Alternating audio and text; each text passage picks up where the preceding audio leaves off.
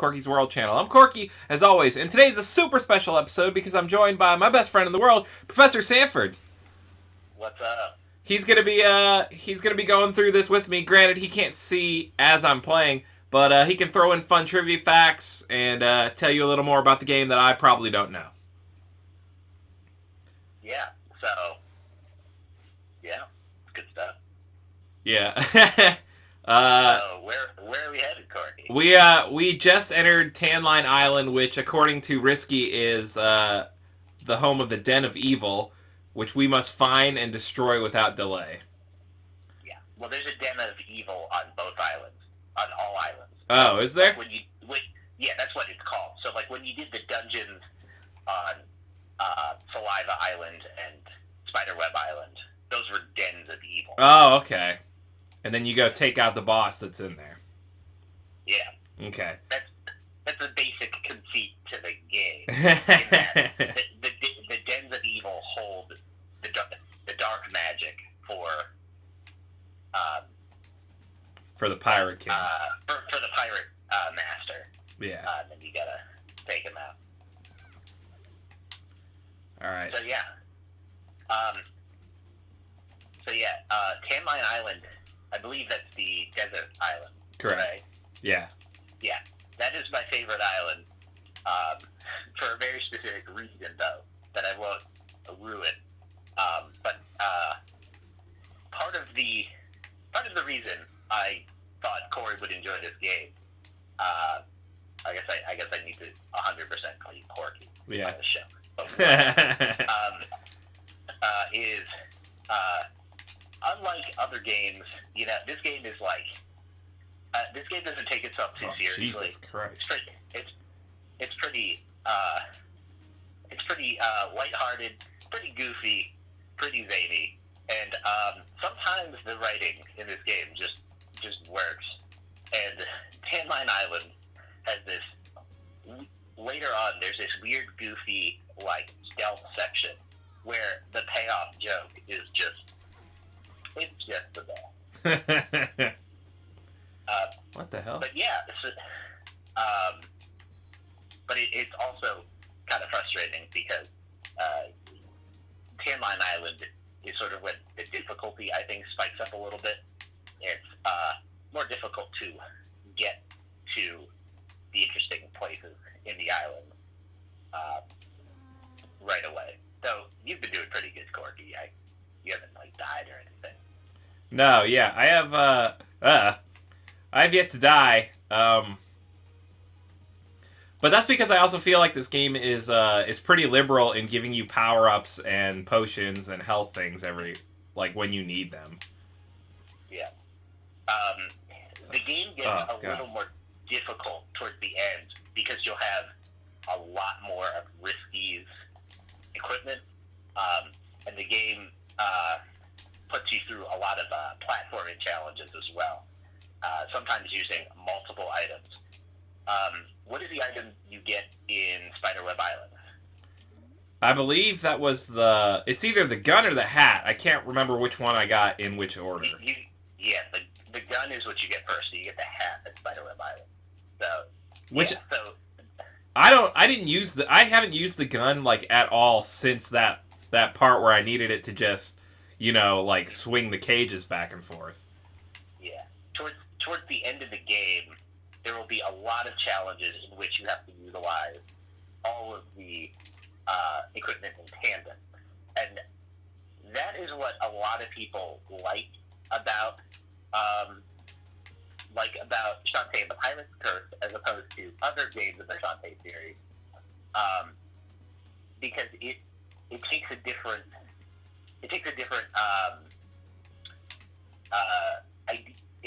has a little bit different ideas of how to utilize stuff like that. Shantae is sort of Metroidvania-esque, except of course it's not one big area. You're in smaller, numerous levels. Whereas in the other games, Shantae has the ability to transform into certain other forms using her genie powers. In this game, since she doesn't have her genie powers, she she gets Risky's equipment instead, which functions more standard like items in, say, a Zelda game or something like that, and you can use them in tandem with each other.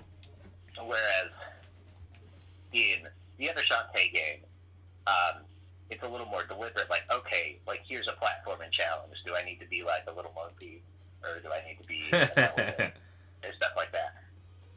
And oddly enough, the next game in the series, Shantae Hatching Hero, goes back to Shantae's dances and everything. And it's good, but a lot of people sort of miss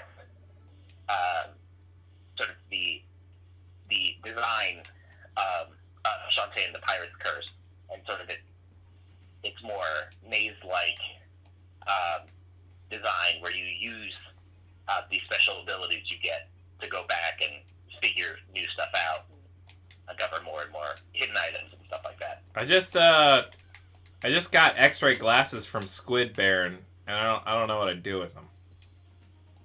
Yeah, well, they'll what the fuck? What are these guys doing?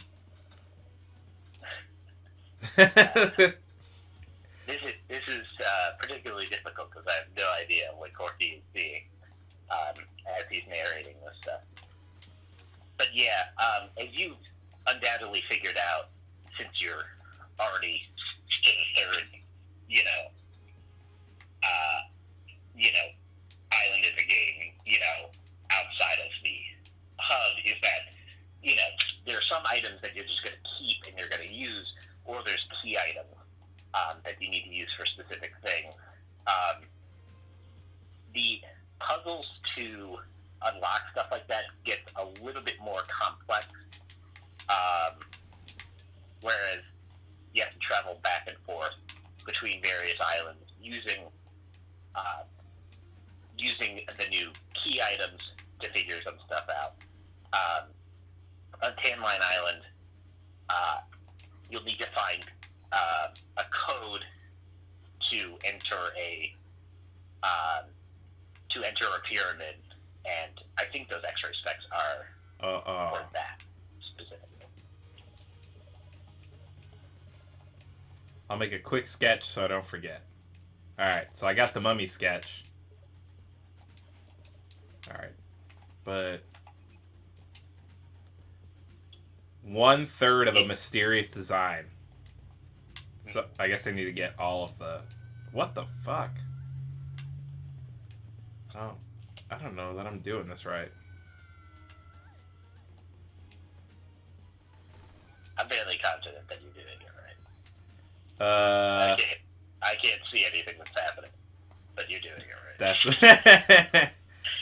So I'm at the weird like Tanuki mummy statue, and I wrote down the thing, and then there's just this walkway that keeps disintegrating underneath me. Am I just supposed to like sprint, or do I not have the right equipment yet? Yeah, you don't have the right equipment yet. For that, you need to find the other sarcophagi, I guess would be the plural of sarcophagus. This has been a Professor Sanford vocab moment. And you may recall, this is where the game gets more, complex and not linear. You may remember that you found something weird that you couldn't get to before on Saliva Island. And I think that's, if I'm trying to... Dude, is that where I'm supposed to be? What? Do I have to go back to Saliva Island? Yeah, well, there's definitely a sarcophagus on Saliva Island. Oh, dude. I just don't remember if it's... I don't remember if it's for this particular one or if it's an extra thing. I just remembered it because I saw your video just a couple days ago. I'm like, oh yeah. But usually, so these pre-dungeon puzzles get more and more complex, and usually there's somebody at Scuttletown who can sort of give you hints for this stuff. I think in this instance, it's Sky and her family who sort of like let you know, like, huh, well, we need this thing, like, blah, blah, blah. Like, maybe, you know, you could find it somewhere. and then they give you a weird hint. But yeah, so you'll have to be, at this point in the game, the islands get less and less self-contained. You'll have to do some travel between the islands to figure out the puzzles and that sort of thing. Ah, that sucks. I wish there was like a quick travel so I didn't have to keep running back to the boat. There is the Pirate Slayers. Oh, is that what that is? Yeah. Alright, back to Scuttletown. Yeah, because that broken sarcophagus was like, this will be great for my daughter, Sky.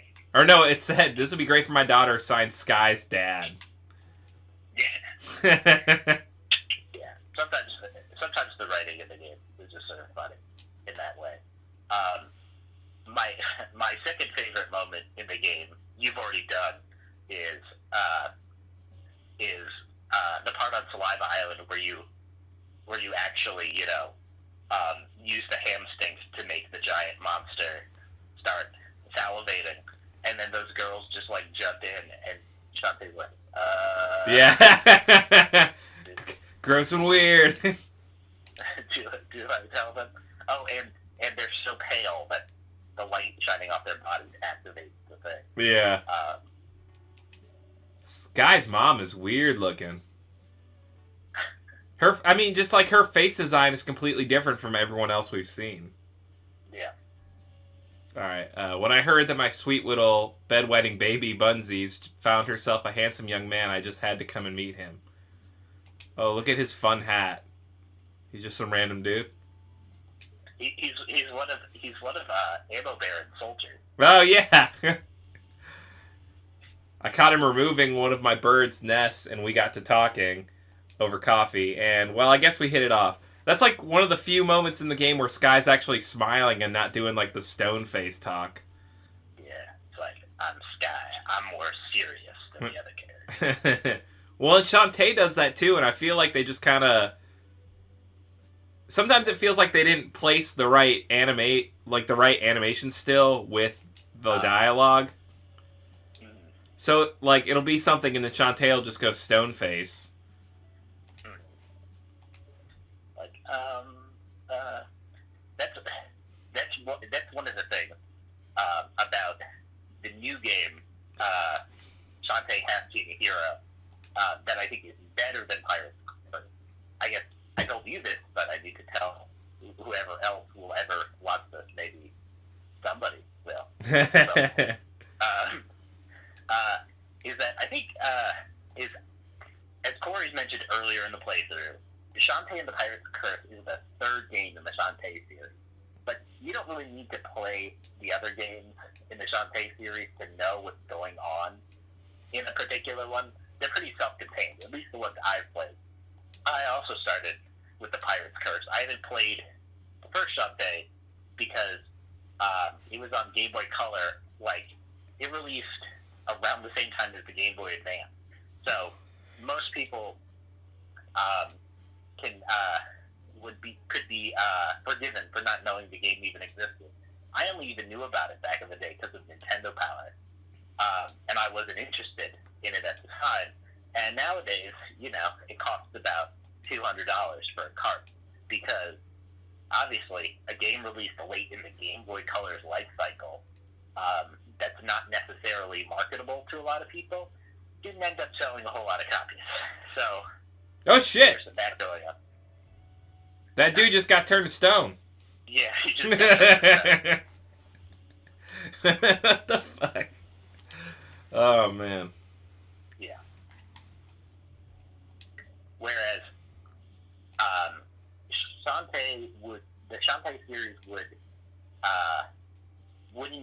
wouldn't get a sequel for like 8 years until Shantae Risky's Revenge came out on DSiWare. Corky called it a Game Boy Advance game earlier in the series. It's not. it was on DSiWare. So of course no one played that either, because I never had a DSi. Did you, Corky? No, I didn't. No, not a lot of people got DSi. They probably didn't see any reason to upgrade from regular DS or DS Lite. The only thing the DSi really had on the others is it had that stupid camera that wasn't really used. And it had DSiWare where you could download games. That was the only benefit. But of course, you lose the Game Boy Advance slot. So basically you gain access to a couple of cool exclusive games like Shantae's Risky Revenge, and you lose, the entire Game Boy Advance library. So, maybe not the best investment. But thankfully, recently, Shantae's Risky Revenge has come out on PS4 and Wii U. I don't actually believe Risky Revenge is on Xbox One right now. So, no, it's not. But if you want to try all the Shantae games, you can get them. You have ways to download them. I didn't mention the original Shantae, I believe, is now on the 3DS Virtual Console. So if you want to play that game without, paying, and you also want to, pay rent that month, you could probably just get it there. But then comes this game, Shantae and the Pirate's Curse, which doesn't have the problems of the first two, in that it came out on everything, every popular console of the time. So people actually could play it. And it's pretty great. It got a lot of exposure, because it was a Kickstarter game. So it got a lot of exposure that way. People were championing the cause. And it's a pretty great game. A lot of fun. Personally, I played Shantae and the Pirate's Curse, not right when it was first released, but last year, in 2016, in the spring, Nintendo had a Humble Bundle where you could buy, a whole bunch of digital Nintendo, well, they're not really Nintendo games, but games on Nintendo systems through Humble Bundle, which normally Humble Bundle is just through Steam and PC and stuff like that. And Shantae and the Pirate's Curse was one of the titles you could get for a donation of $1. I actually got that Humble Bundle because I wanted to play a different indie game on the Wii U. Forbidden Planet. Freedom Planet. Why did I say that? Forbidden Planet. I have no idea.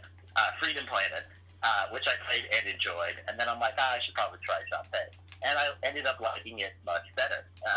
Not that Freedom Planet is bad. And so, that's how I became a fan of the series.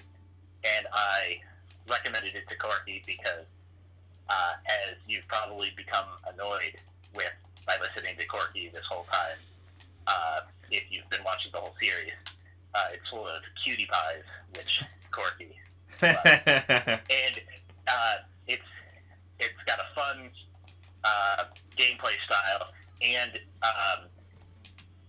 visually it's really nice. It's got a good. The world is really interesting. It's not like super serious or super. Sometimes indie games, when they try to go, not super serious, it's just super wink, wink, nudge, nudge.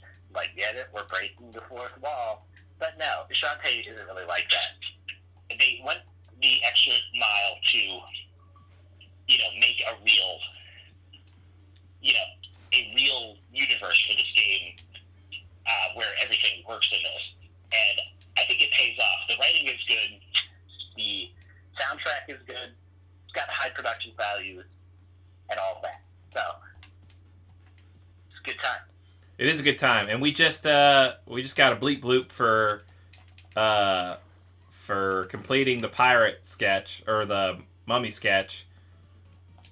Because while you were talking, I went back to Saliva Island, because that's where you said the last mummy was. Or at least you suspected it. Yeah. And it was. And now that I have Risky's hat, getting across that barrier was much easier. Yeah. Oh, I just fell. But now we have that, so we're gonna head back to Tan Line Island and open the door, which I assume leads to the dungeon of that area.